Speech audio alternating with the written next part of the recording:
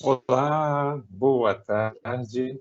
Bem, eu sou Edson Costa, professor de FATEC e da pós-graduação do Centro Paula Souza. Sejam todos muito bem-vindos a este segundo bate-papo, Fique Bem, promovido pela Unidade de Recursos Humanos do Centro Paula Souza. Bem, esse evento hoje está sendo gravado e ele é organizado por mim, pela professora Karen Teixeira e pelo professor Fagner Fortunato.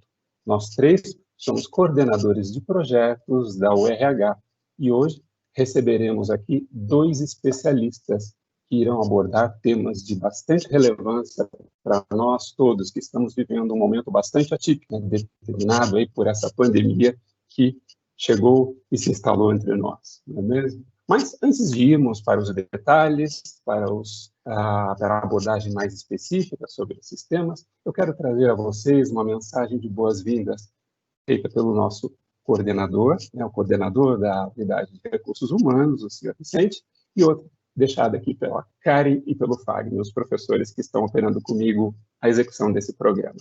Então vamos ver os vídeos gravados por eles.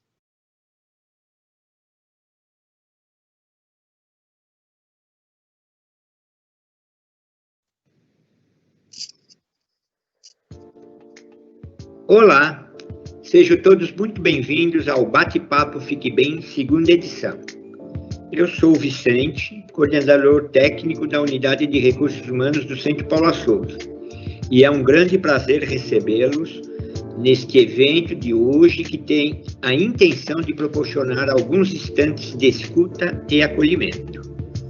Esta nova edição foi cuidadosamente organizada para trazer informações preciosas para a saúde e bem-estar de todos. Então, eu espero que aproveite esta oportunidade de conversa e esclareça suas dúvidas sobre os dois importantes temas que serão abordados aqui pelos especialistas. O bem-estar de cada servidor do Centro Paula Souza é muito importante para nós. Portanto, eu e toda a equipe da URH temos nos empenhado em tornar a gestão atual desta coordenadoria mais próxima de cada um de vocês, ou seja, uma gestão cada vez mais comprometida com a humanização das relações institucionais. Tenham todos um ótimo evento, fiquem bem. Olá, sejam bem-vindos ao bate-papo Fique Bem, segunda edição. Eu sou a professora Karen Fernandes, sou coordenadora do projeto Pessoas da Unidade de Recursos Humanos, da URH, e nós estamos muito felizes em retomar com esse evento. A primeira edição foi muito marcante para nós, além de ter sido muito bem recebida por todos vocês. Boa tarde, pessoal. Eu sou o professor Fagner Fortunato, também sou coordenador de projetos da Unidade de Recursos Humanos, e a nossa intenção aqui hoje é abrir um espaço para diálogo, além de proporcionar um conforto emocional para as pessoas que precisam e levar dicas de saúde mental para todos. Nós queremos aproveitar este momento para agradecer a adesão de vocês a todas as atividades da URH, além das mensagens e sugestões que têm sido enviadas. Nós, do Projeto Pessoas e do Projeto Comunicação, juntamente com os gestores da URH, estamos atentos a todas essas demandas e trabalhando com bastante carinho nesse período para a promoção de ambientes de trabalho cada vez mais humanizados. A gente agradece imensamente à equipe gestora da URH e ao nosso coordenador técnico, o Sr. Vicente Meloni Júnior, pelo incentivo de sempre buscar construir um Centro Paula Souza melhor para todos nós. O Centro Paula Souza é a gente que faz.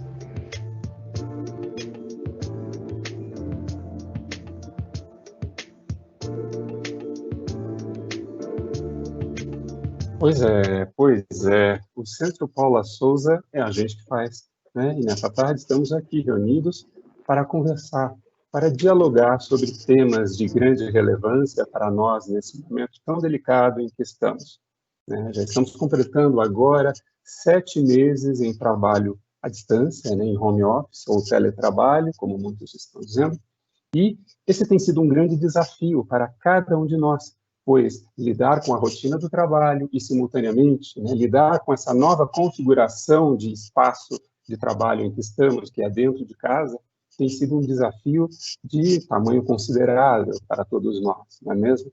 Então, considerando isso, né, o RH reconhece que a saúde mental e o bem-estar emocional do servidor é algo de extrema importância e que requer um cuidado especial. Então, hoje, para nós conversarmos melhor sobre isso, batermos um papo, esclarecermos nossas ideias sobre esses assuntos e nos percebermos melhor como estamos diante desses desafios, né, do trabalho remoto, nós teremos aqui dois convidados. Primeiro, eu chamo, então, o Claudinei Yamaguchi, que irá trazer para nós uma leitura interessante e bastante proveitosa sobre aspectos psicológicos atrelados a esse espaço, nesse momento de pandemia em que todos estamos. Então, Claudinei, por favor, eu convido você agora a participar dessa conversa aqui conosco, seja muito bem-vindo e aviso o público que, a partir de agora, o nosso chat está aberto para perguntas. Poderão estar encaminhadas mais adiante. Claudinei, é com você? Boa tarde a todos, boa tarde a todas. Bom, não tenho como ser diferente. Em primeiramente, agradecer a pessoa da Karen, a pessoa do Edson pelo convite, em nome do RH, por estar aqui com vocês falando sobre saúde mental. Gostaria de me apresentar, sou também, como imagino que a grande maioria de todos, professores do Centro Paula Souza, e assim como outros funcionários, trabalhadores. Minha formação é em psicologia, minha trajetória é no serviço público, tanto na educação quanto na história da saúde mental. Como muito bem falado, né, no vídeo institucional de apresentação, a ideia é que a gente converse, que a gente consiga refletir sobre algumas coisas. Imagino que muito se tem falado a respeito de saúde, né? Sejam nas nossas telas, sejam nos nossos WhatsApp. Agora, por isso que eu endosso, que eu reforço essa ideia da importância de falarmos sobre saúde mental. Então, mais uma vez, eu agradeço pela oportunidade de poder dialogar, de trazermos esse tema sobre saúde mental. Então, gostaria de compartilhar com vocês, de convidá-los a refletir sobre algumas questões a respeito da saúde mental.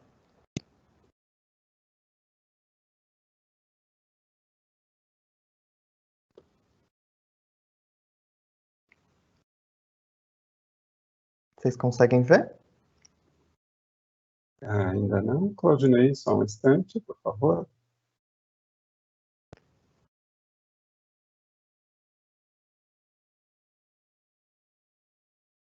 Sim?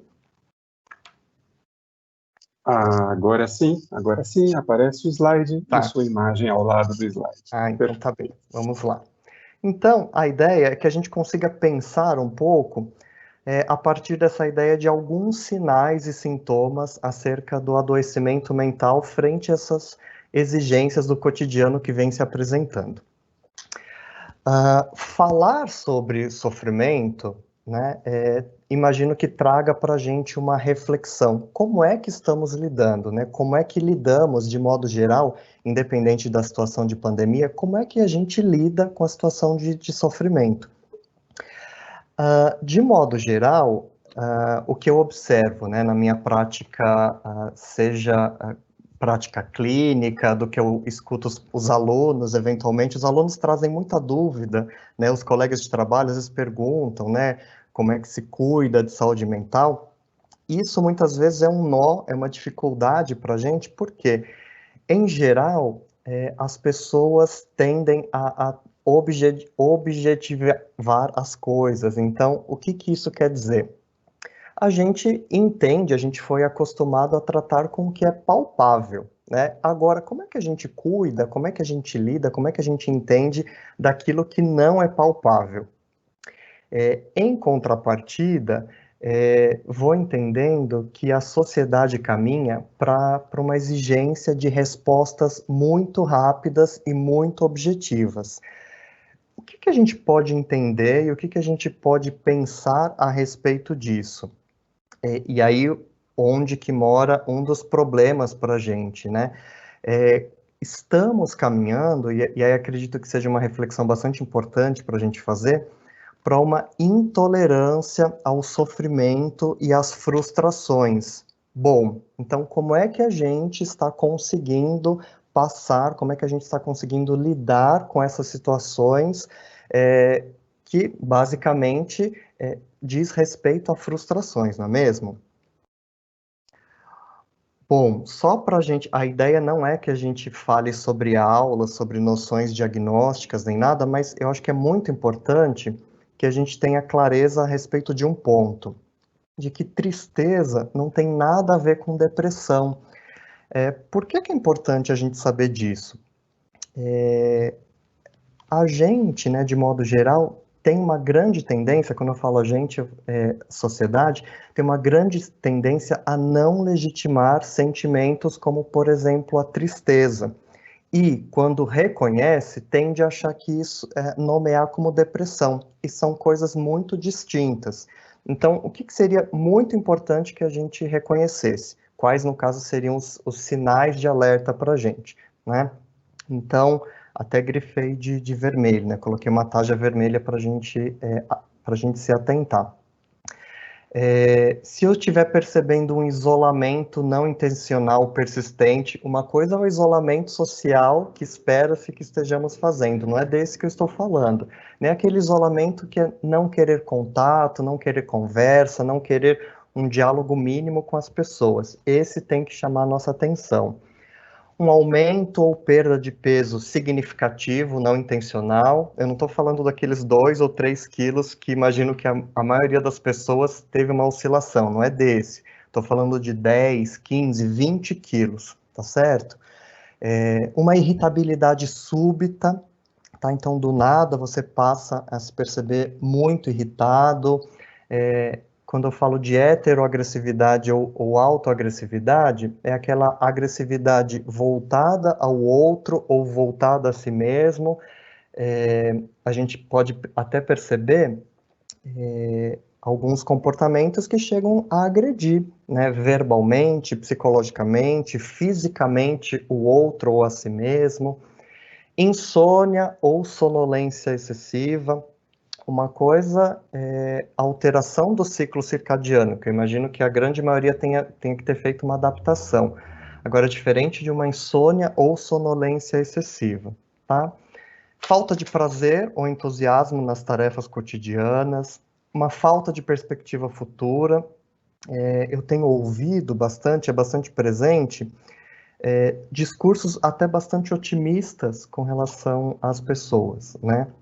Então, discursos, por exemplo, mas quando será que sai a vacina? Quando vamos voltar para as atividades? De que modo vai ser? Então, são discursos voltados, de certa forma, que têm um conteúdo de otimismo. É diferente de uma falta de perspectiva, né? Então acho que não vai dar certo, acho que todos esses esforços são em vão. É uma outra linha, uma outra pegada, tá? Pensamentos depreciativos, uma distorção da imagem corporal, então todo mundo diz algo com relação à minha imagem corporal e eu não consigo identificar aquilo.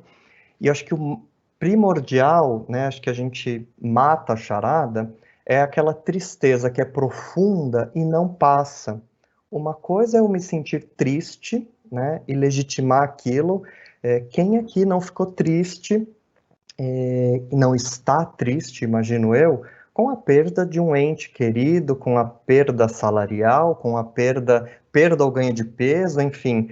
Agora, isso é ficar triste. Outra coisa é aquela tristeza que nunca passa, tá? Então é dessa que que eu estou falando e que a gente precisa ficar atento, tá?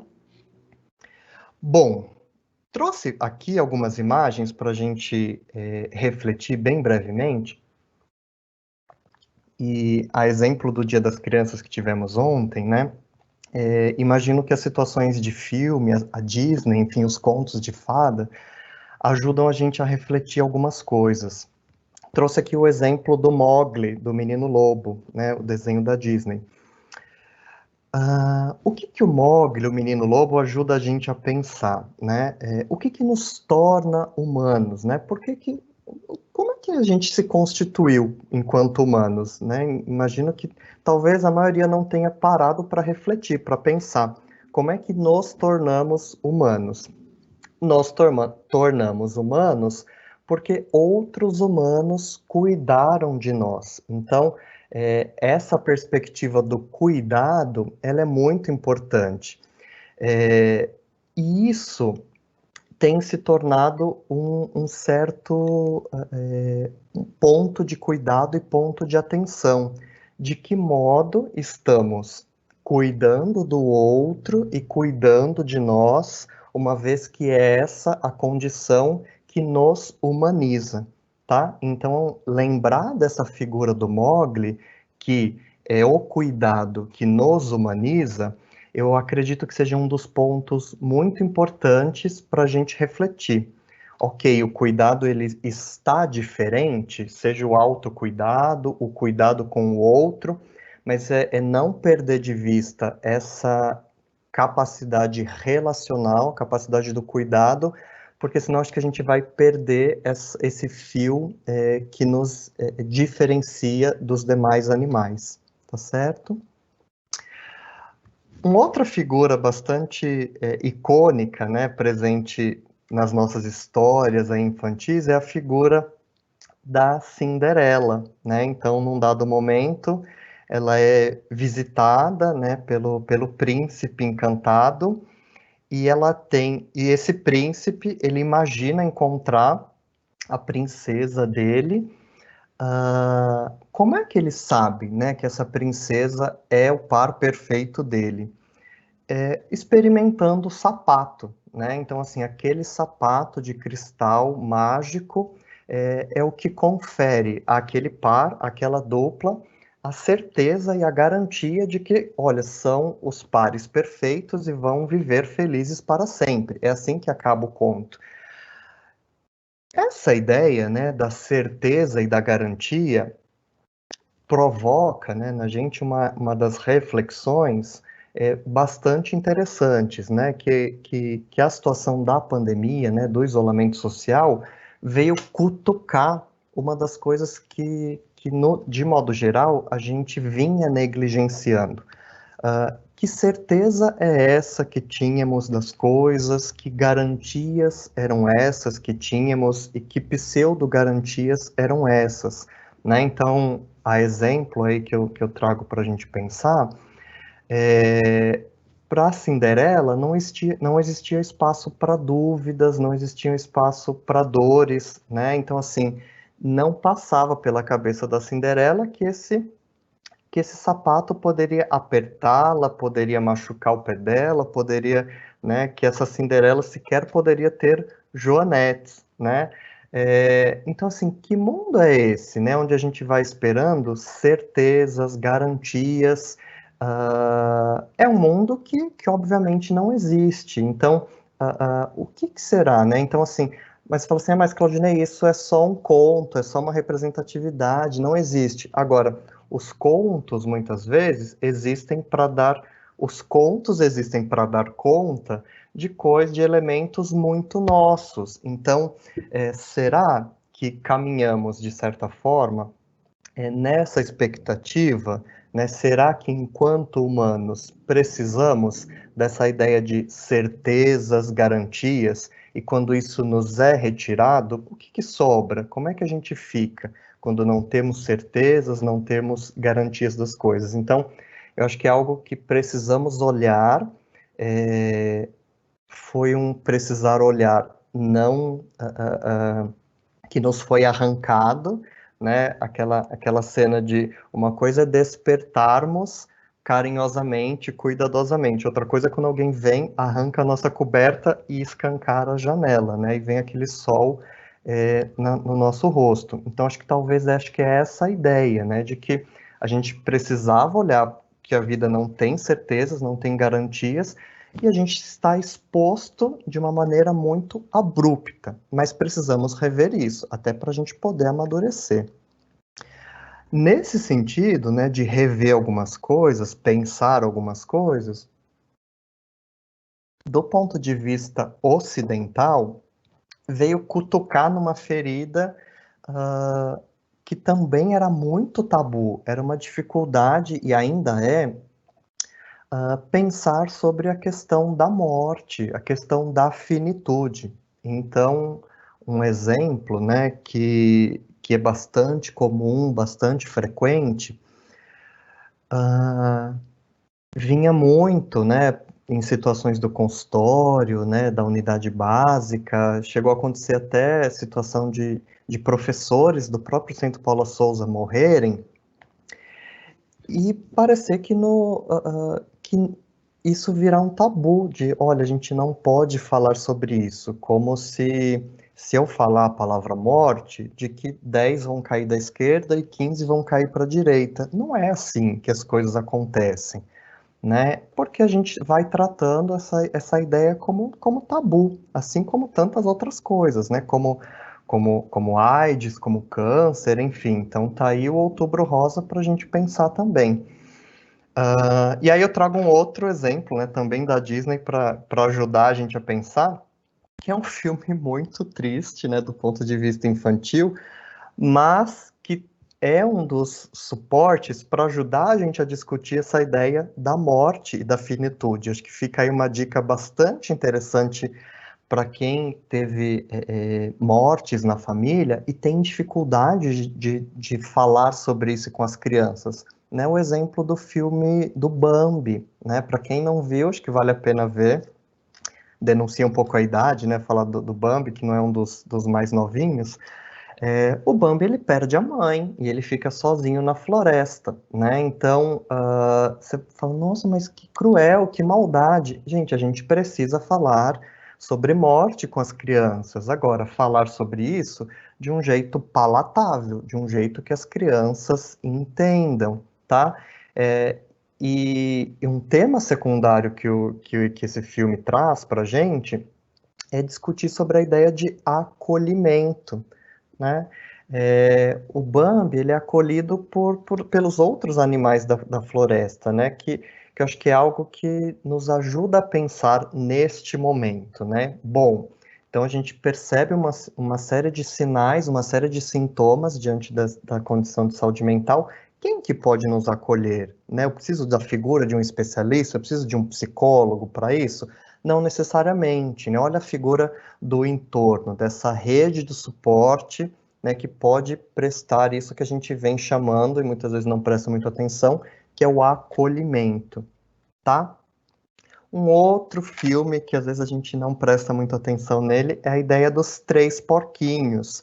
Se a gente chamar nesse momento o lobo mau de coronavírus, né, e pensar nessa ideia, né, do isolamento social como um adiamento desse prazer não imediato, a gente consegue discutir, trabalhar, não só com as crianças, mas com a gente mesmo, essa ideia de uma recompensa no prazer não imediato, né?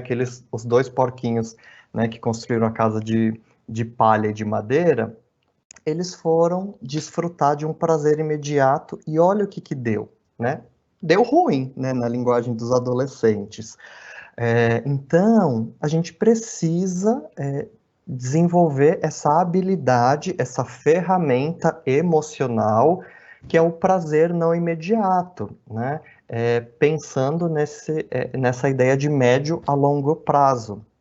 Aí vocês estão falando assim, nossa, eu nunca imaginei que com os 3 porquinhos a gente poderia discutir, pensar essas coisas à luz do coronavírus, né?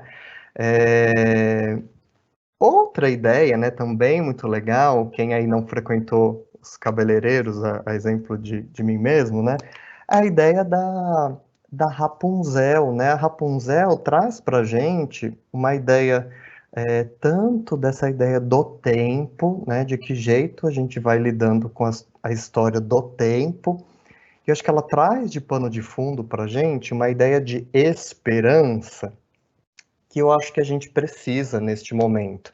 Né? Eu venho pensado de que, à luz aí das definições de estresse e de exaustão, né, que eu imagino que a grande maioria de nós estejamos já na fase de exaustão, que é uma das coisas que eu não vou entrar na discussão aqui para a gente pensar, Mas eu acho que a gente precisa ir se alimentando disso, né? Então, bom, eu estou aqui, eventualmente enclausurado, mas eu preciso me alimentar de esperança também, né? Como é que a gente vai pensando essas coisas, como é que a gente vai se alimentando delas também, tá?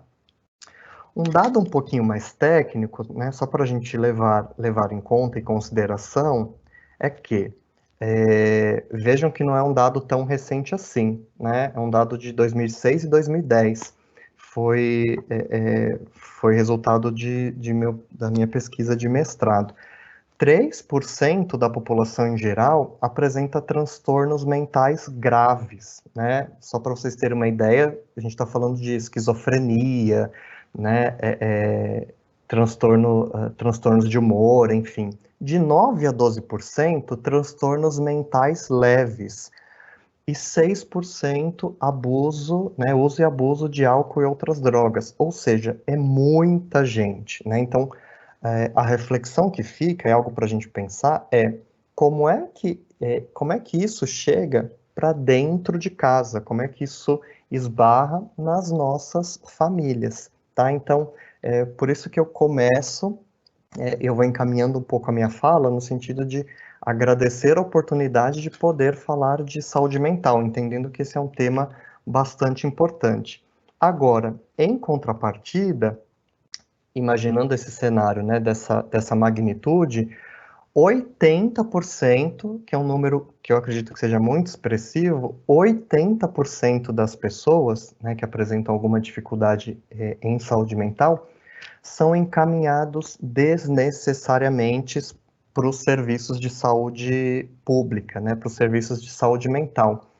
E aí vai ficando um nó, né, na nossa cabeça. Bom, se eu tenho um contingente muito grande que precisa de cuidado e atenção, em contrapartida, eu tenho um número muito expressivo de pessoas que são encaminhadas desnecessariamente, é sinal que a gente está cuidando de um jeito muito inadequado, muito ruim, né?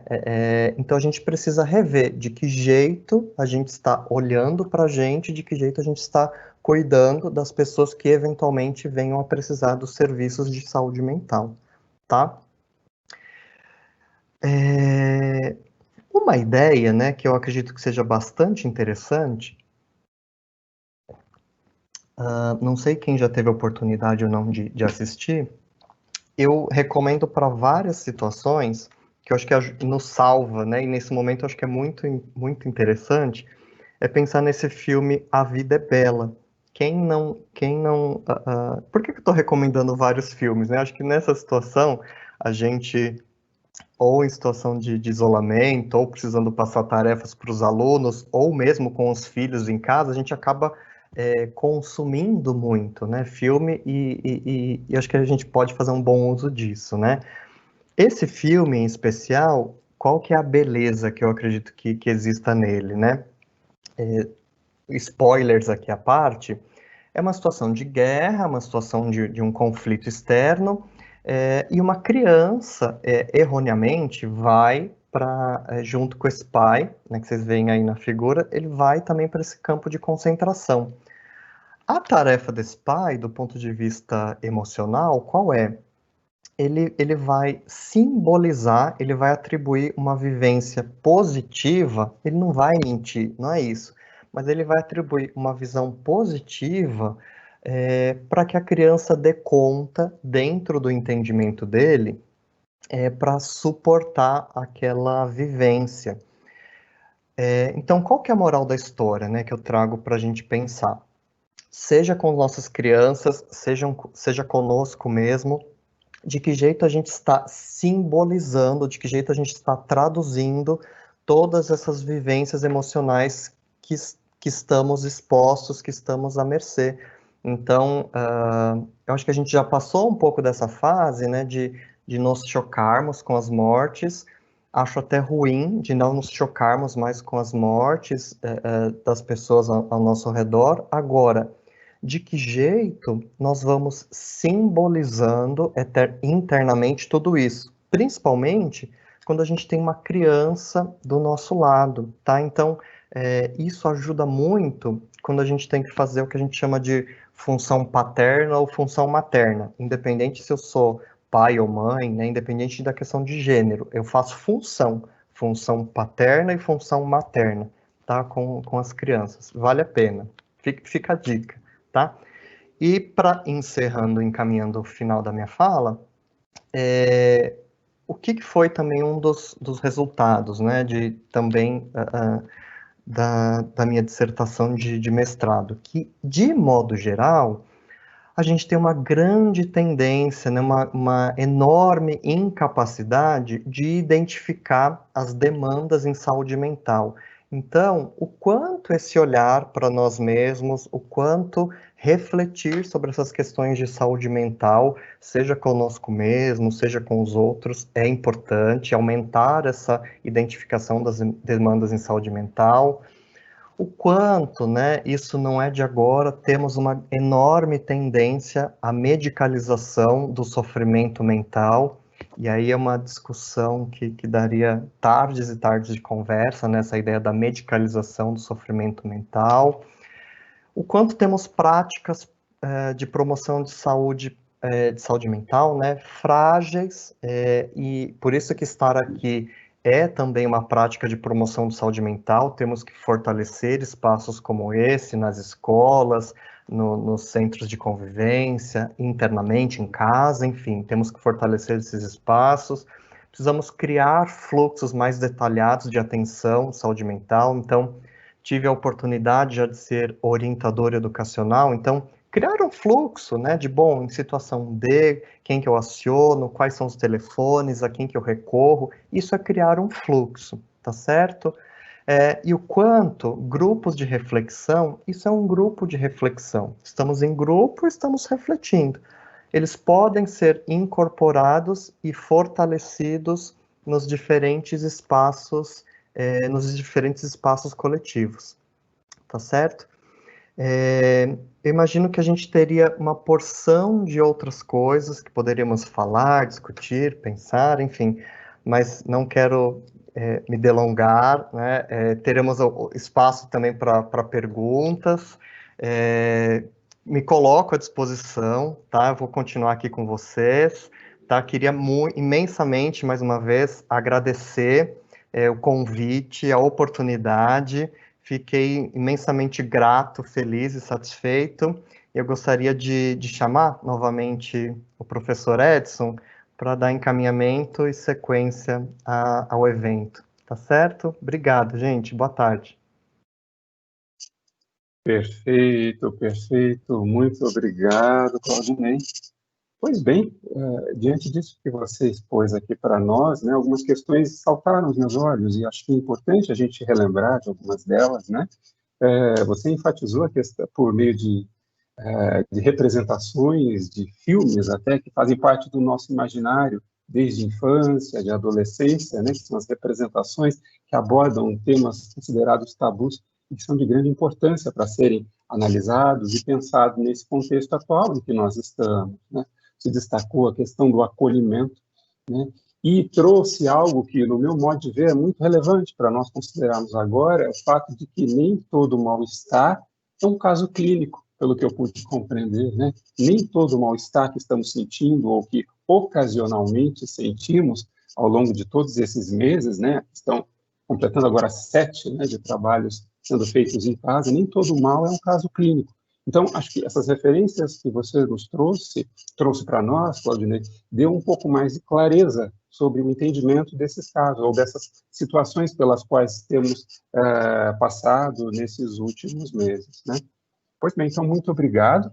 E eu, dando continuidade a essa nossa conversa aqui, eu quero trazer também o olhar de mais um especialista, né? Alguém que possa nos ajudar a pensar a questão da saúde mental e o bem-estar emocional, que são os dois grandes eixos temáticos desse nosso encontro, né? Alguém que nos ajude a pensar na perspectiva do trabalho, das ações, do nosso cotidiano, sobretudo físico, né? Nesse ambiente doméstico em que estamos e que gradualmente, em breve, começará a entrar por um processo de hibridização, né? De transição do trabalho em casa para um trabalho no espaço da instituição, né, do Centro Paula Souza, de que todos nós somos parte, né, somos servidores. Então, para pensarmos sobre isso, eu quero convidar agora a Maitê Almeida de Mergui Vinha, que é a nossa segunda convidada, para que ela fale um pouco para nós sobre a experiência profissional que ela tem ligada a esse assunto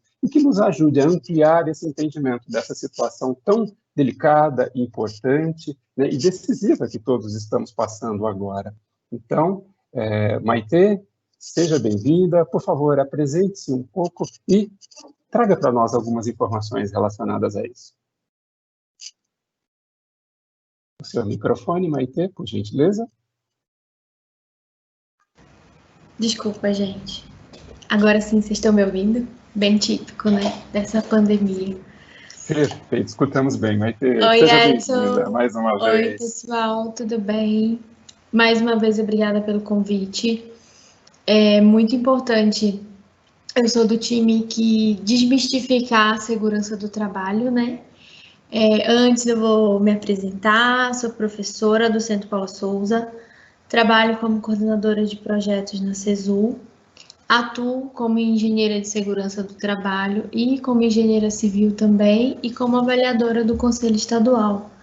Sou paraense, lá do Açaí da Amazônia, sou casada e tenho 6 anos morando aqui em São Paulo.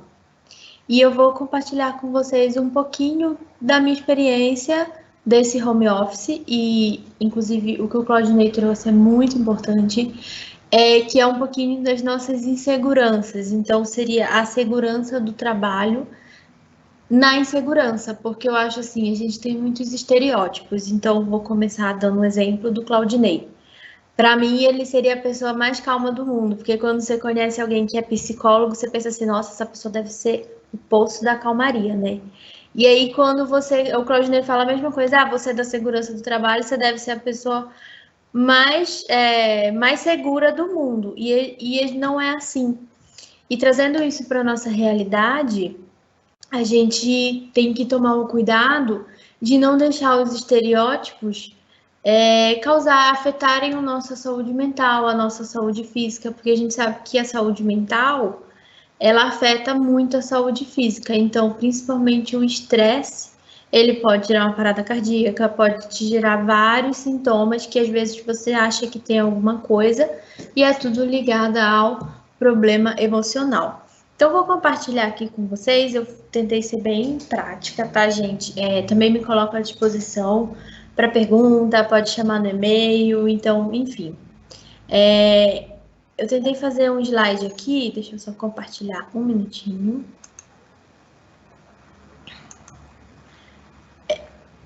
Vocês estão vendo a minha tela? Bem típico da pandemia isso, né? Tipo, devia ser aquele meme assim, hashtag Centro Paula Souza. Estão vendo a minha tela, pessoal? Sim, Maitê, perfeitamente. Opa, agora não. Agora você encerrou a transmissão, vou pedir para compartilhar novamente o seu slide, por gentileza. Ah, tá bom. Um minuto. Compartilhar. Opa. Acho que eu esqueci de mudar aqui um minutinho.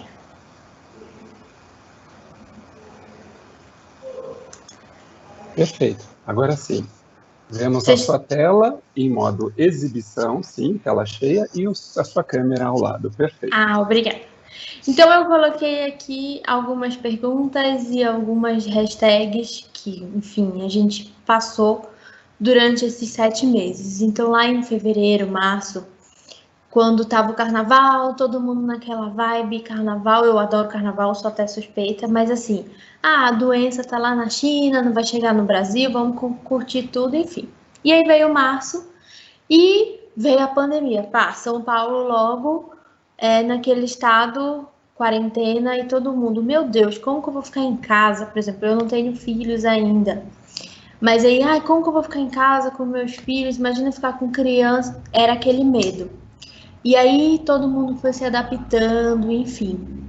E aí hoje, 7 meses depois, nós temos algumas hashtags que eu acho que aqui define todo mundo. Então, assim, a louca ou o louco do álcool em gel, que aí todo mundo deve estar com a mão ressecada, age hidratante, porque a gente se passa, até se espirra álcool, né?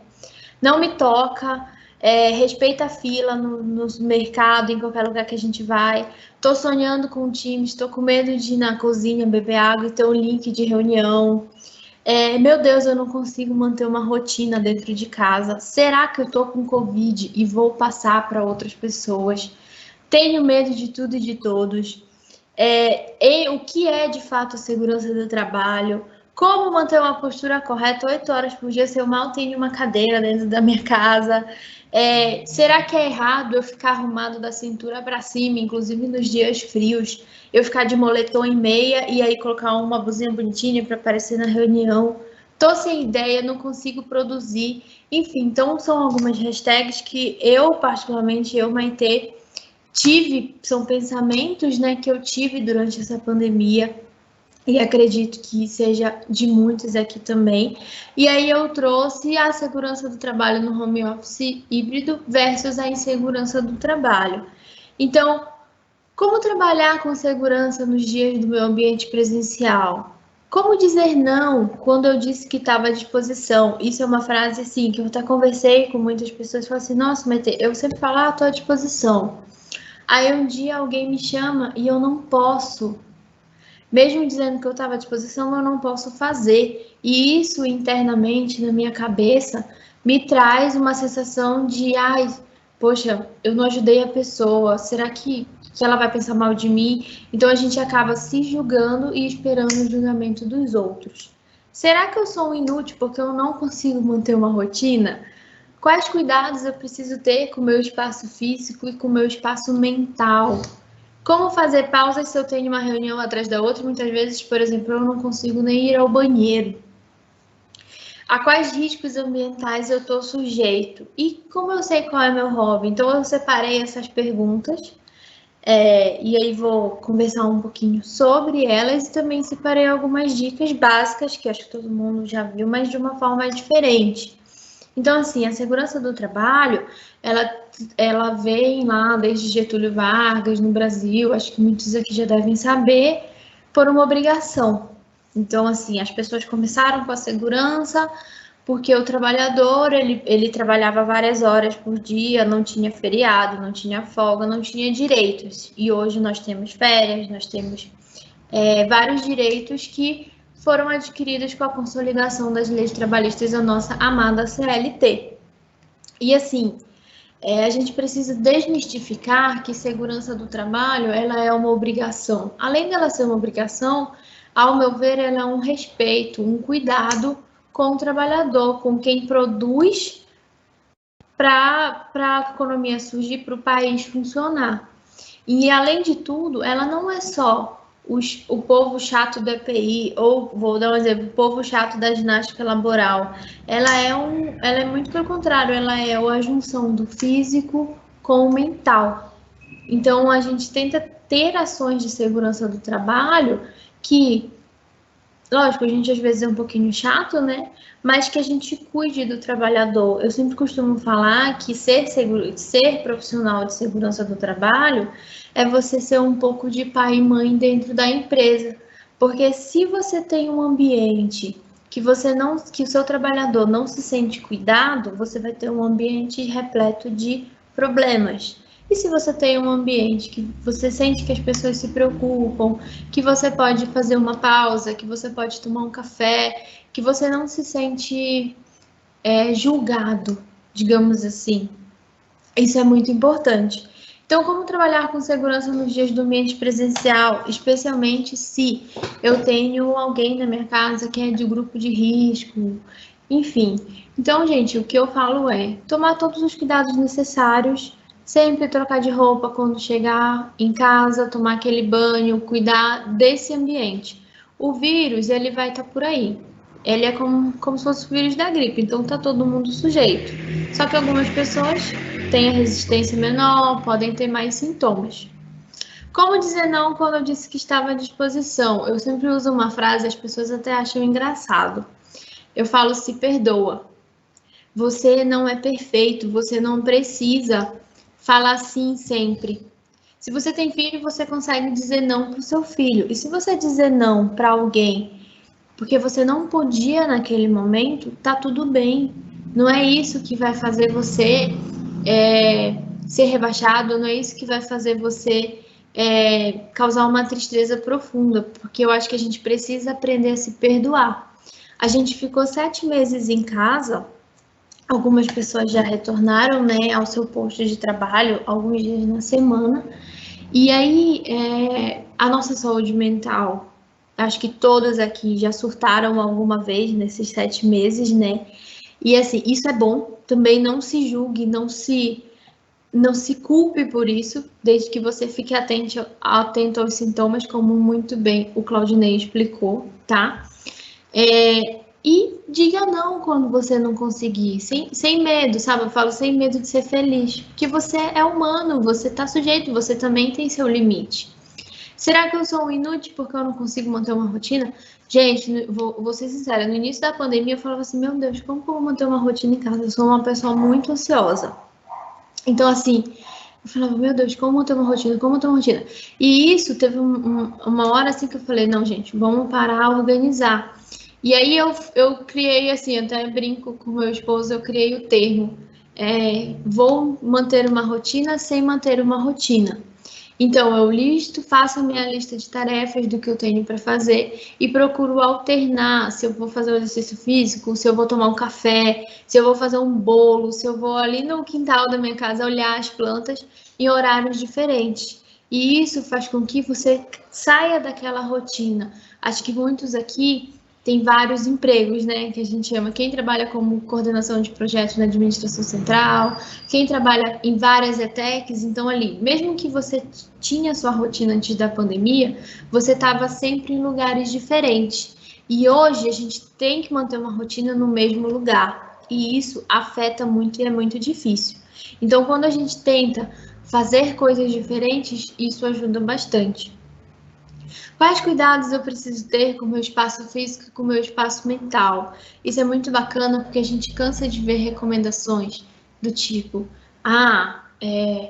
faça uma mesa, faça um ambiente legal para você trabalhar. Mas quando você tem casa com mais pessoas, que você não consegue ter ali o seu próprio espaço, como fazer isso? Então, assim, às vezes a gente vê tanta coisa que a gente fala assim, isso não é a minha realidade. E você tem que achar uma forma de trazer aquilo para sua realidade. Você ter um espaço físico, mesmo que seja, às vezes, no chão, pessoal. Você, assim, sentou, organizou, arrumou ali, é seu, é aquele momento que você tem para trabalhar. E isso é uma das grandes dificuldades que em conversa com vários funcionários as pessoas encontram. Porque eles veem assim, eu vejo no Instagram, eu vejo no Facebook, eu vejo na Globo, aquelas pessoas no home office, com aqueles quadros, aquelas coisas bonitas. E sabe, não é o que eu tenho, mas você é uma pessoa real, você é uma pessoa normal, não se compare e cuide de você.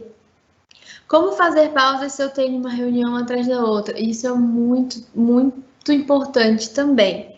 Às vezes a gente sabe que, tem uma reunião 9h30, outra reunião 10 horas, não consigo ir ao banheiro. Calma, estabeleça limite entre uma reunião e outra, mesmo que você entre um pouquinho atrasado, tá?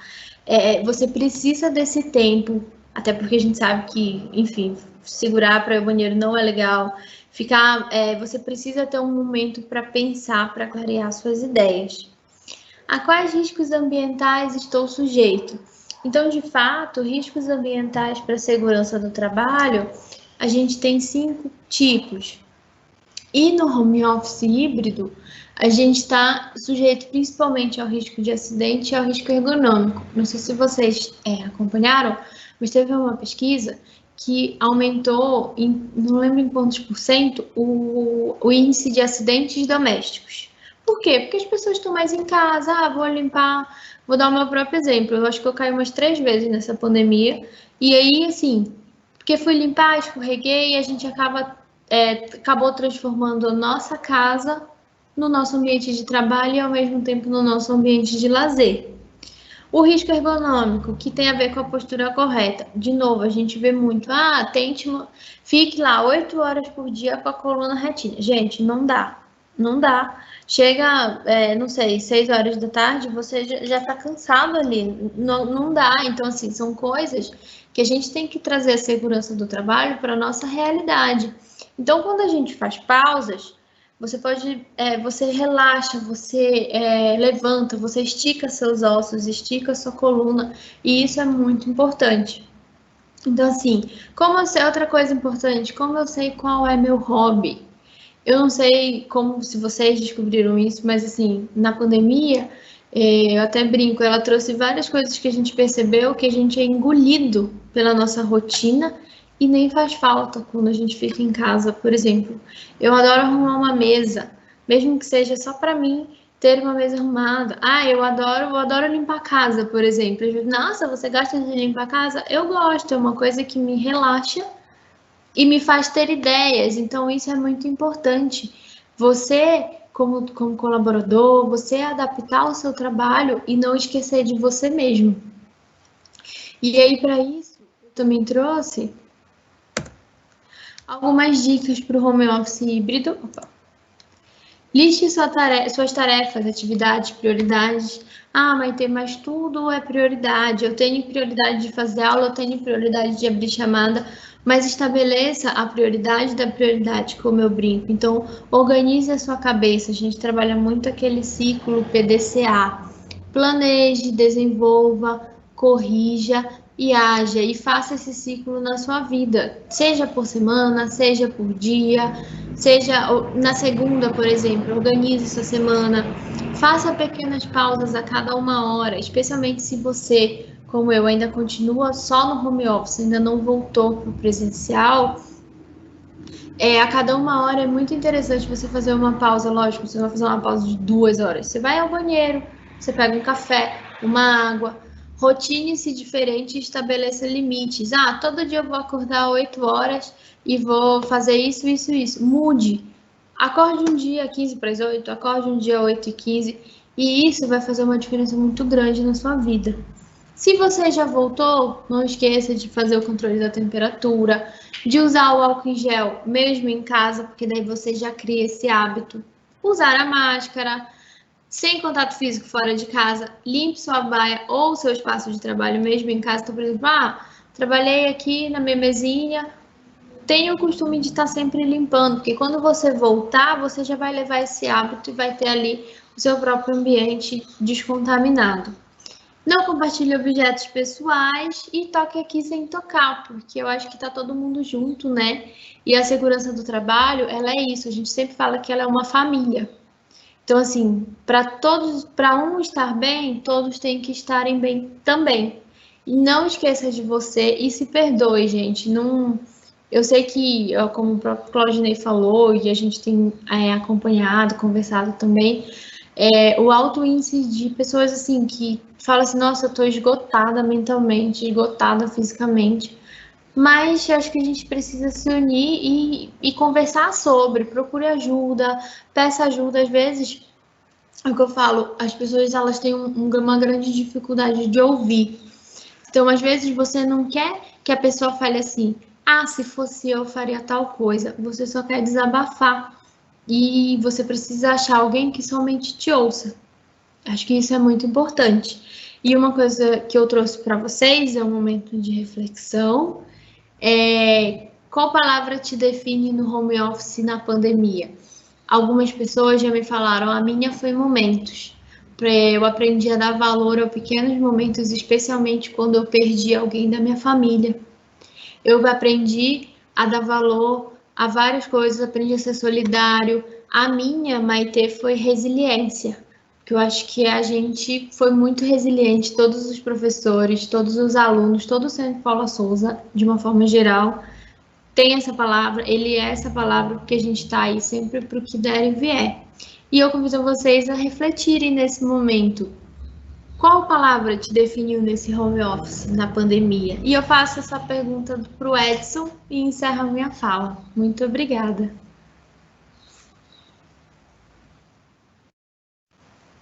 Perfeito, perfeito, Maitê. Bem, respondendo essa pergunta a queima-roupa que você me fez, qual palavra me salta aos olhos, talvez, né? Qual palavra chega de repente aí e que talvez seja uma síntese disso que eu estou vivendo nesse momento? Eu diria que surpresa. Acho que essa é a palavra que mais soa para mim como forte nesse momento, porque a cada dia que passa, parece que eu sou surpreendido com algo novo e isso tem me obrigado a mudar realmente rotinas, a tentar mudar a forma de entendimento e, por consequência, né, de percepção sobre o que está acontecendo. Então, por que não dizer que esse, para mim, né, Edson, né, está sendo um momento surpreendente, a surpresa tem sido uma constante.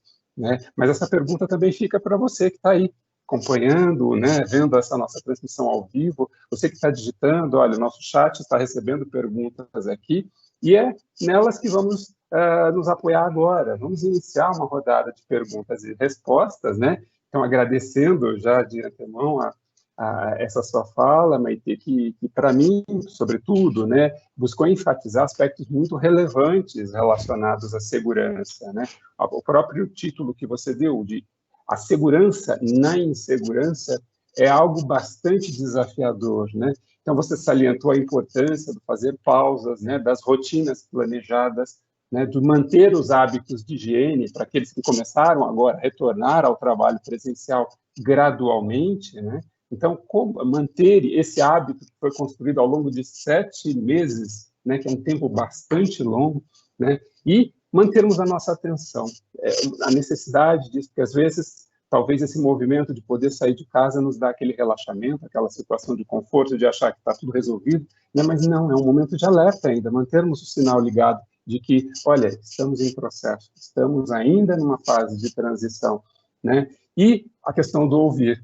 Muito interessante isso que você traz sobre alguém que nos ouça, né, porque agora, a partir dos meus próprios sapatos aqui, como eu diria, né, do meu próprio modo de ver, tem sido uma constante nas conversas com as pessoas do meu meio a trazermos assuntos sobre nós mesmos e observo que muitas vezes do lado de lá há uma intenção norteadora de dizer o que devo ou não fazer. Então é importante isso que você disse, Maite, destacando que muitas vezes queremos apenas ser ouvidos, né? Aquela fala não evoca, não demanda imediatamente um conselho, uma observação que venha do outro lado. Portanto, essa escuta atenta, essa escuta de acolhimento, né, passa a ser um grande ponto a pensarmos agora, no sentido de melhorarmos a qualidade de vida que estamos tendo. E isso faz uma ponte muito importante com aquilo que foi trazido pelo Claudinei, né, de tratar os assuntos, de tratar o acolhimento a partir daquelas referências que ele trouxe por meio de filmes e de ilustrações, né? Mas feita essa pequena costura entre a fala de vocês, eu quero dar início agora às perguntas, né? Porque é o momento em que o público se coloca nessa nossa conversa, ele participa, trazendo indagações, trazendo questionamentos, observações que foram ocasionadas em função das provocações feitas aqui, não é mesmo? Então, eu quero iniciar fazendo uma primeira pergunta que vai para o Claudinei. Claudinei, olha, como que eu reconheço sinais de que os meus familiares estão precisando de ajuda, né, nessa perspectiva de saúde mental? Qual que é a melhor forma que eu posso ter para ajudar esses meus familiares, Claudinei?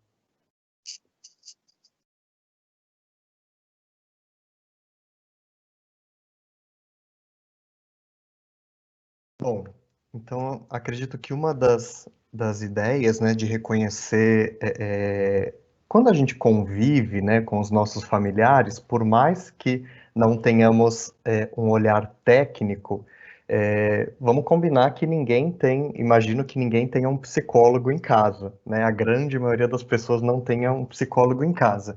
E por mais que eu seja psicólogo, reforço que a ideia não é essa, não é de que a gente tenha um psicólogo em casa. Mas, até porque eu, psicólogo, eu não posso cuidar tecnicamente dos meus familiares, né? Então, como é que eu reconheço? Como é que eu cuido, né? Eu, Claudinei, não eu, Claudinei, psicólogo. Como é que eu cuido? Como é que eu lido? Como é que eu administro isso quando percebo dentre os meus familiares? Ou com pessoas que não são técnicas na área, como é que cuidam? Pela convivência, a gente sabe quando a pessoa está diferente. Eu acredito que isso nos basta, isso é importante para a gente. Então, você vai perceber isso do ponto de vista do humor, né? Então, dentro daquelas ideias de sinais e sintomas, bom, tem alguma coisa que não foi só hoje que aquela pessoa está diferente, tem alguma coisa que se arrasta por um tempo e que não muda. Tem alguma coisa no comportamento que me chama a atenção, eu posso não saber nomear, tudo bem, eu acho que eu não, de novo, né, repetindo, eu não sou técnico na área, não é essa a ideia, mas eu identifiquei que tem alguma coisa que não está funcionando, que ela não consegue produzir, que algo naquele ciclo familiar não está adequado, que a pessoa está insatisfeita com ela mesma, então a ideia, e muitas vezes as pessoas até me perguntam, né, como é que eu ajudo essa pessoa, né?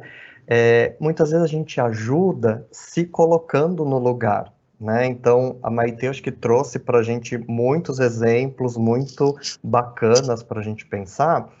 A gente ajuda se colocando no lugar, né? Acho que quando o Edson trouxe para a gente algumas reflexões também, a gente se ajuda nos colocando no lugar, quando eu falo isso, sem julgar, né? Muitas vezes a gente chama de ajuda aquela ideia de querer mudar o outro, né? Então, eu acho que é uma perspectiva muito diferente quando a gente se coloca no lugar, né? No sentido de, bom, aconteceram situações semelhantes comigo, né? Então, eu procurei tal coisa, eu fiz determinadas coisas, eu posso te ajudar no que está ao meu alcance, sem a intenção de querer mudar o outro, né? Muitas vezes a gente vai com a nossa forma, né, de cortar bolacha, então, bom, você tem que ser assim, você tem que se comportar de determinada forma, e não é assim, né? O outro tem o tempo do outro, né? Eu costumo comparar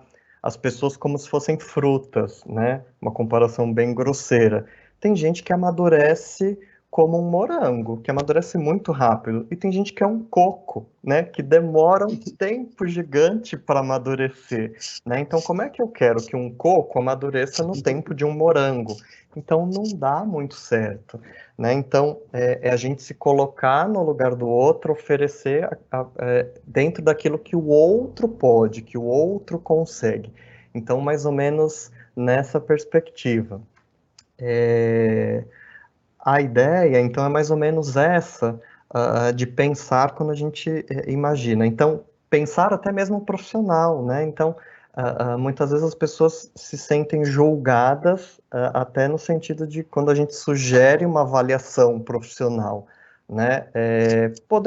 Às vezes a gente se coloca no lugar, olha, eu já procurei ajuda, enfim, foi assim comigo, você gostaria. Às vezes são alternativas e são caminhos que podem nos ajudar. Acredito que eu tenha conversado algumas coisas a esse respeito. Edson, vou voltar para você, só para a gente não perder o foco das perguntas, tá bem? Perfeito, obrigado, Claudinei. Olha, chegou mais uma aqui que eu também vou fazer para você, tá ok? Aproveitando esse movimento, né, que você está no ritmo, já aquecido, né?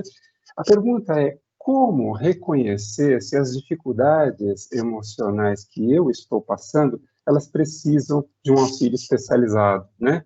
Ou seja, de um suporte psicológico? É uma pergunta focada nessa questão diagnóstica, não é, Claudinei? Então, você poderia dar uma luz para nós em relação a essa questão trazida pelo participante? Tá. Como reconhecer, né? Então, acho que é uma questão... bom, se eu mesmo disse, né, que às vezes, se é normal ficar triste, como é que eu vou saber se eu, eventualmente, preciso de um auxílio técnico, né? Então, muitas vezes, é o parâmetro do outro, né? É o parâmetro quando eu falo parâmetro do outro, o outro poder dizer para a gente, olha, fulano, tem alguma coisa que estou percebendo que não está bacana, a questão da funcionalidade. Então, eu percebia que a minha capacidade produtiva, minha capacidade de me relacionar, a minha capacidade de me envolver nas tarefas, a minha capacidade de sentir prazer com as coisas. E aí é difícil, né, Edson, eu estabelecer uma régua para isso, né? Então, uma brincadeira que às vezes eu faço, né, que eu digo assim, que usando até o exemplo do mestrado, eu falo assim, gente, na época do mestrado, eu tenho a impressão de que eu estava tem um quadro que a gente chama de hipomania, né, quando você está acelerado, agitado, enfim. Eu falo, tenho uma impressão de que na época do mestrado eu estava em hipomania, né, porque eu dormia pouco, trabalhava aqui, ali, acolá, atendia, enfim. Mas aquilo, né, eu tinha uma impressão de que era um desejo tão grande, né, uma vontade tão grande de estar ali, não estou dizendo que não me cansava, né, mas eu acho que tinha muito prazer, tinha muita vontade de estar ali, né. Agora, quando você percebe que, olha, mesmo eu querendo, né, é um relacionamento que eu queria muito, e eu estou percebendo que tem alguma coisa que não é comigo, não é com o outro, não é no relacionamento, mas tem algo que eu não estou conseguindo nomear. Muitas vezes, o profissional ajuda a gente a dar um nome técnico, né, e com ferramentas, né, sejam terapêuticas ou sejam medicamentosas, nos ajudam a lidar com isso, né. Então, não sei se eu respondi, né, ou se eu divaguei, mas quando a gente vai percebendo que com os recursos que temos, porque a gente também consegue, né, compreender, entender, mas às vezes nos faltam, se a analogia me permite, nos faltam ferramentas, nos faltam recursos internos emocionais para lidar com as próprias dificuldades. E eu imagino que é aí que entra, né? Eu perceber que, olha, sozinho, né, com os recursos que eu tenho, né, familiares, de amigos, enfim, não está dando. Então, eu preciso de um recurso profissional. Tá bem? Vou devolver para você, Edson, para dar continuidade às perguntas. Ok, Claudinei, e parece que suas respostas foram gerando novas perguntas, né? A sequência que estamos recebendo aqui, todas têm um grande eixo, um grande foco relacionado a isso que você trouxe. E alguém enviou uma pergunta aqui, que na verdade são três amplas, né? Mas elas podem ser organizadas de um modo que a gente possa compreender melhor até isso que você trouxe até esse momento, Claudinei. Então, a pessoa diz aqui, como abordar alguém que a gente percebe que está com essas características, né, esses sintomas, né, que precisa de algum tipo de apoio. O que eu devo fazer? Como abordá-lo? E ainda, que ajuda profissional eu devo buscar, né? Qual é a ajuda profissional que deve ser solicitada numa situação em que eu percebo realmente que o caso está muito além da minha ajuda como pessoa, né, querida, que está ali ao lado. Claudinei, você poderia, então, dar um apoio para a gente nessa pergunta, que são três, na verdade? Uhum.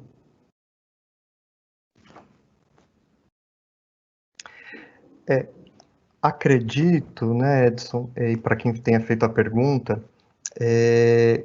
que a primeira forma de abordar é a aproximação, é o acolhimento, né? Tem uma frase de uma ex-professora minha, né, que ela fala assim, quem olha de longe julga, né, quem olha de perto compreende. Então, a ideia, eu acho que a gente poder se aproximar da pessoa, né?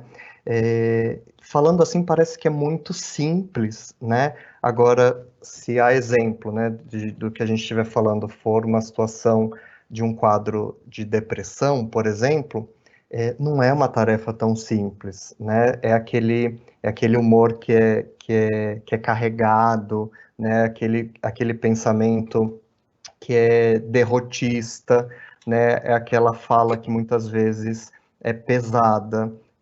Enfim, como é que eu me aproximo de alguém que eventualmente, né, que a gente brinca, tem aquela nuvenzinha preta em cima de si mesmo, né, e que eu falo, nossa, eu vou me aproximar dessa pessoa, ou vai chover na minha cabeça também, ou vai cair um raio na minha cabeça, então é mais fácil eu me distanciar.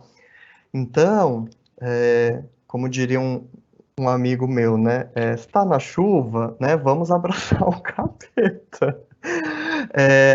Brincadeiras à parte, acho que a ideia é essa, né? Quando você se dispõe a estar junto com alguém, a cuidar de alguém, é você olhar para o outro e falar assim, eu estou contigo, tudo bem que está chovendo, mas essa chuva uma hora passa, e passa, gente, né? Acho que quem aqui não tem uma história difícil, uma história de dificuldade, seja de luto, de dificuldade financeira, de dificuldade emocional, de qualquer dificuldade. A gente poderia, né, fazer uma enquete, né, quem aqui tem uma dificuldade, qualquer que seja, essas dificuldades passam. Agora, como é que eu me disponho a quem que você consegue listar que está junto contigo? Então, eu acho que se oferecer ajuda é alguém que não abre mão de você, né? Então, é esse estar junto contigo, né?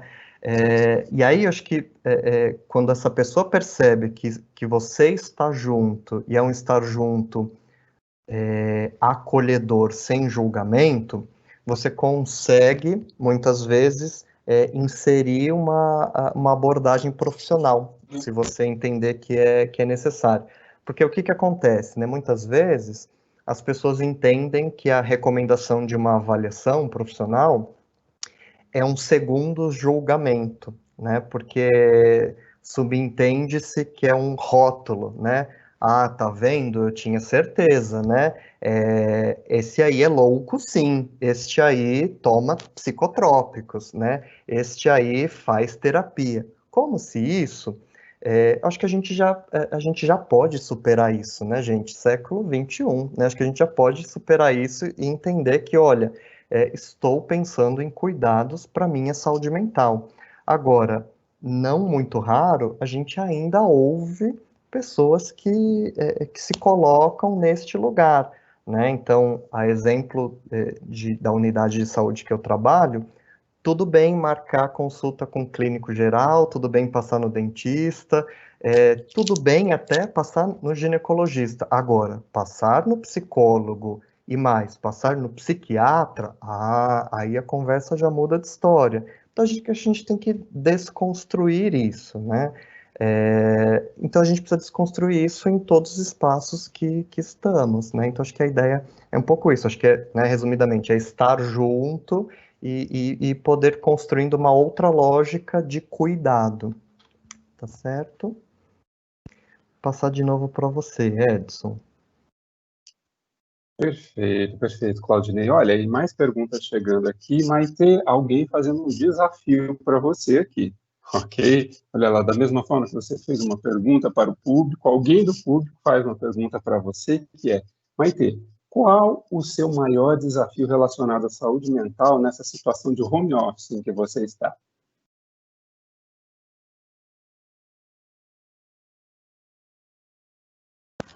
Oi, tá me ouvindo? Sim, estamos.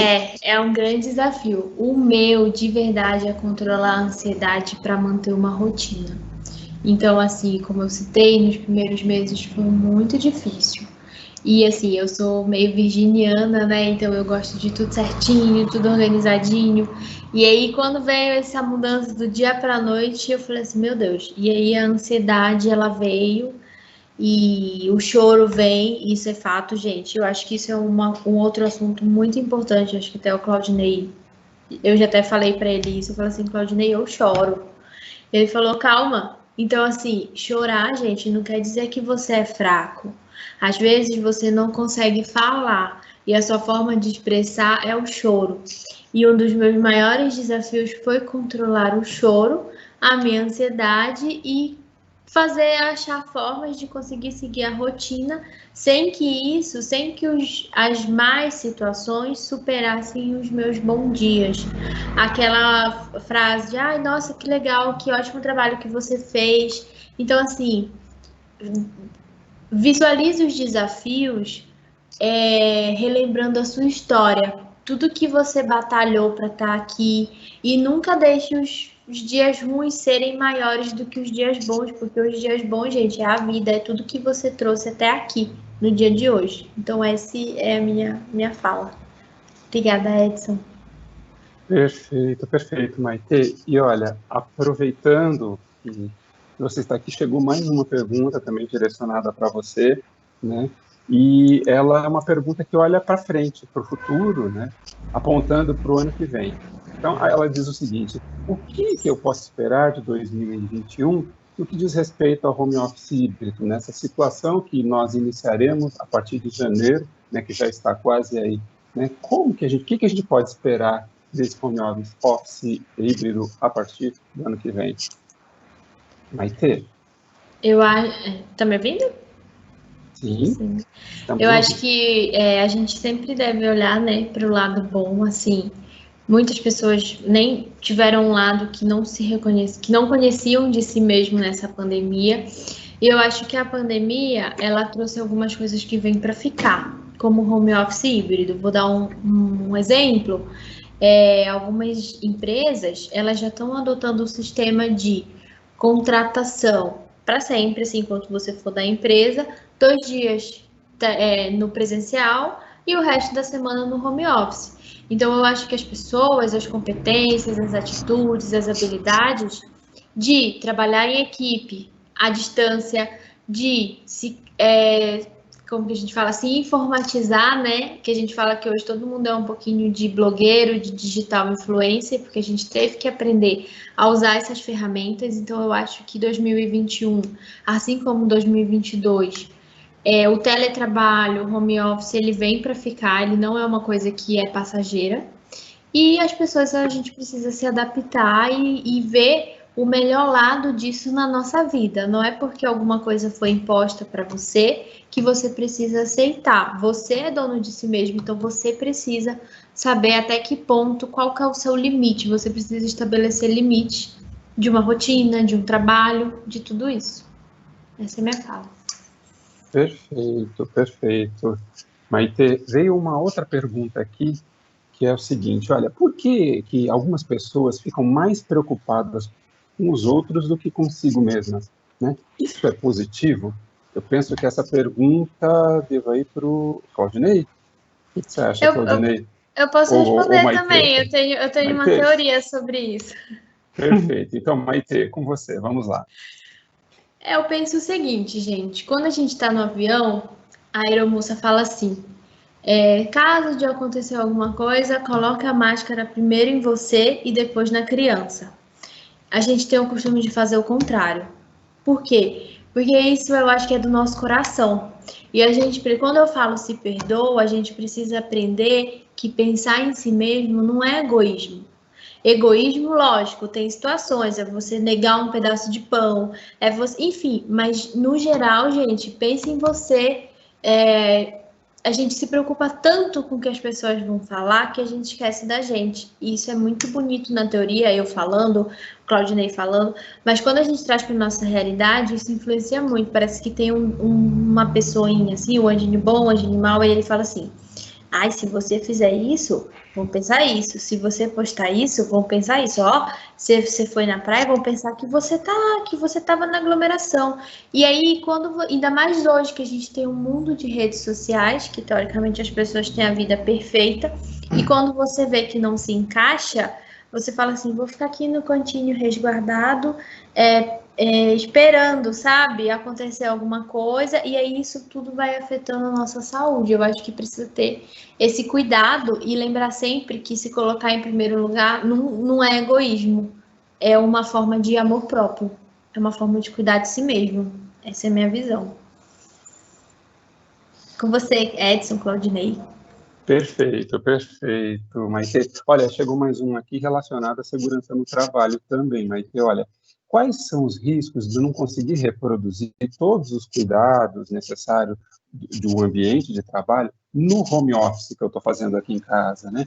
Quais seriam, então, as atitudes, as habilidades que eu preciso rever? Tá me ouvindo? Tá me vendo? Sim.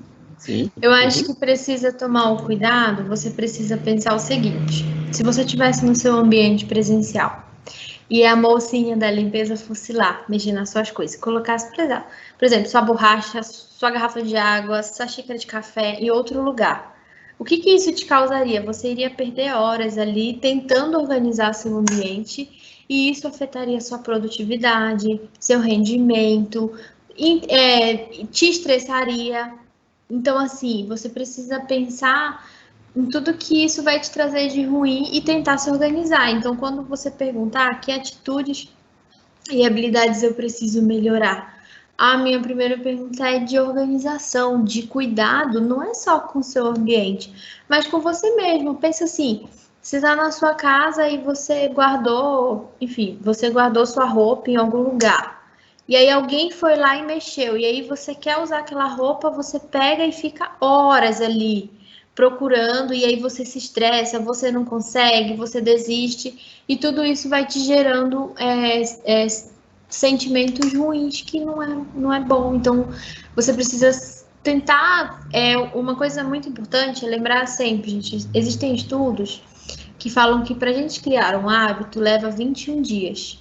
Tem uma empresa que ela até trabalha isso. Então, de 20 em 21 dias, ela implanta novas atividades, porque as pessoas elas levam 21 dias. Então, tenta trabalhar 21 dias uma rotina de organização.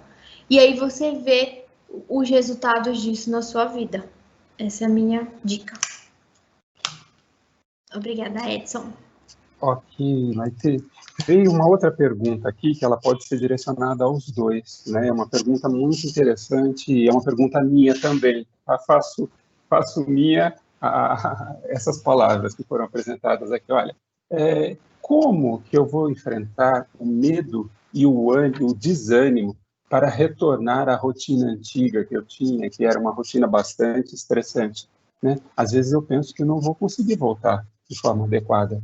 E aí, o que vocês sugerem? Quem responde? Claudinei? Essa pergunta com relação a medo era bastante interessante e a gente pode aplicar não só ao que a gente está passando e vivendo, mas a diversos outros contextos, né? Até a outros quadros fóbicos, enfim. O que eu costumo dizer é o seguinte, muito ao contrário do que a gente imagina, o medo ele é importante para a gente e a gente não pode afastar esse medo da gente. Agora, o que a gente precisa entender e compreender é que esse medo ele não pode e não deve, aí talvez a gente precisa avaliar se o medo nos paralisar. Então, um exemplo, eu preciso e devo ter medo de ladrão, por exemplo, né? Então, por ter medo de ladrão, eu tomo alguns cuidados. Então, eu não vou em determinados bairros, em determinados horários, com a janela do carro aberta, né? Com o meu Rolex de ouro. Mentira, gente, eu não tenho Rolex de ouro, né? Com o braço para fora, entende? Então, por ter medo. Então, por ter medo que eu coloquei cadeado no portão. Agora, o medo, ele não pode me impedir de, eventualmente, ir a uma festa. Olha, vou ter uma festa, né, preciso ir, gostaria de ir na casa da Maitê, né? Maitê casou há 2 anos atrás e fez uma festa à noite. Nossa, eu tenho tanto medo... E aí eu não vou sair de casa. Não, eu tenho medo, sim. O medo é importante, me faz tomar alguns cuidados. Agora, ele não pode me impedir de me divertir, com que eu trabalhe, enfim. Então, trazendo para a nossa realidade, é importantíssimo que a gente tenha medo, por exemplo, do Covid, né? Se eu não tiver medo, eu vou deixar de usar máscara, eu vou deixar de lavar as mãos, eu vou deixar de me higienizar. Na verdade, eu preciso ter medo, todo mundo precisa ter medo. Agora, eu não preciso entrar em paranoia, eu não preciso, né, entrar numa situação de calamidade nesse sentido, isso é loucura. Agora, o medo, ele precisa fazer com que a gente tome medidas de precaução e cuidado. Então, acho que a gente precisa distinguir isso. O medo, ele é muito importante. Um outro exemplo, a gente precisa ter medo de DST, não é? Agora, por ter medo de DST, vai fazer com que as pessoas deixem de ter relações sexuais? Não, as pessoas precisam e devem. É muito importante que as pessoas tenham relações sexuais. Agora, desde que de modo saudável e protegido, né? Eu tenho tanto medo que agora eu não consigo ter relações sexuais, né, nem de modo protegido. Então, opa, tem alguma coisa errada, tá? Então, o medo, ele tem que ser o nosso aliado e não um inimigo nosso, tá? Não sei se a Maite quer complementar ou não, do ponto de vista da saúde ocupacional. Não? Então, vou devolver a bola pro Edson. Eu já aqui estou, Claudinei, e quero ampliar essa sua resposta relacionada ao medo, tá? Porque veio uma pergunta que acho que complementa o que você trouxe, né, e dá uma visão mais ampla para todos nós. Ela diz o seguinte: o que fazer quando eu identifico sinais de transtorno nos alunos ou em meus colegas de trabalho, né? E essa pessoa está chamando de transtorno a agressividade ou então pensamentos suicidas, ou seja, questões bastante graves, bastante agudas. Claudinei, você poderia responder, então, isso para a gente, por favor? Tá. Bom, então, não sei se eu conseguiria responder, limitar, enquadrar, não sei nem a natureza dessa pergunta. Se quiser, a pessoa pode até me escrever, depois a gente conversa um pouco melhor. Uma coisa se eu estou falando do meu colega de trabalho, que tem algumas características, né? Por que eu estou falando isso? Uma coisa é ser um adulto, né? Outra coisa é se, por exemplo, é um aluno que eu acho que a gente, enquanto professor, temos responsabilidades. Agora, ainda mais se esse aluno for menor de idade. É responsabilidade ao quadrado ao cubo, tá? Então, toda a vida é importante, agora as responsabilidades com relação a essa vida, os nossos papéis vão mudar, né? Agora, eu sempre me pergunto, né? Eu sempre fico pensando, por que determinada pessoa nos elegeu, contar, confidenciar determinada situação.